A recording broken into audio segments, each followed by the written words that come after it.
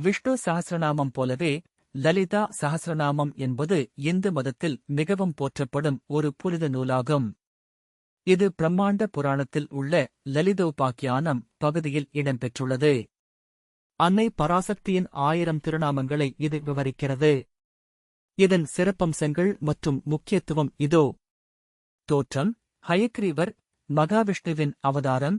இதனை அகஸ்திய முனிவருக்கு உபதேசித்தார். அன்னை லலிதாம்பிகையின் கட்டளைப்படி வசினி போன்ற 8 வாக்தேவதைகளால் இந்த பாடல்கள் இயற்றப்பட்டன. ஸ்ரீ சக்கரம் மற்றும் குண்டலினி.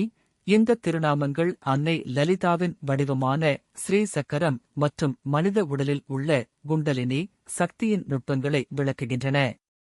ஒவ்வொரு நாமமும் ஒரு குறிப்பிட்ட மந்திர ஆற்றல் கொண்டது. அனைத்து நன்மைகளும் கிட்டும். லலிதா சஹஸ்ரநாமத்தை பாராயணம் செய்வதால் தீராத வியாதிகள் குணமடைதல், வறுமை நீங்குதல் மற்றும் சகல ஐஸ்வர்யங்களும் கிட்டும் என்பது நம்பிக்கை. பயம் மற்றும் மன உளைச்சல் நீங்குதல். இதனைத் தொடர்ந்து பாராயணம் செய்பவர்களுக்கு தேவையற்ற பயம் நீங்கி மன உறுதி, கான்ஃபிடென்ஸ் மற்றும் மன அமைதி கிடைக்கும். பாவ விமோசனம். தெரிந்தே செய்த பாவங்களை சுட்டெரிக்கும் வலிமை இதற்கு உண்டு. நாம பாராயணம் செய்வதன் மூலம் ஒருவர் தூய ஆன்மீக நிலையை அடைய முடியும். பெண்களுக்கான சிறப்பு. பொதுவாக பெண்கள் மற்றும் குடும்பத்தினர் நலனுக்காக இது பல வீடுகளில் வெள்ளிக்கிழமைகளில் ஒலிக்கப்படுகிறது. சுமங்கலி பாக்கியம் மற்றும் குழந்தைகளின் கல்வி வளர்ச்சிக்கு இது உகந்தது.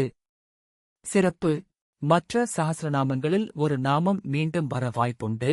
மறுபார்வை: ஆனால் லலிதா சஹஸ்ரநாமத்தில் எந்த ஒரு சொல்லும் மீண்டும் வராது. இது இதன் இலக்கிய மற்றும் ஆன்மீக உயர்வைக் காட்டுகிறது.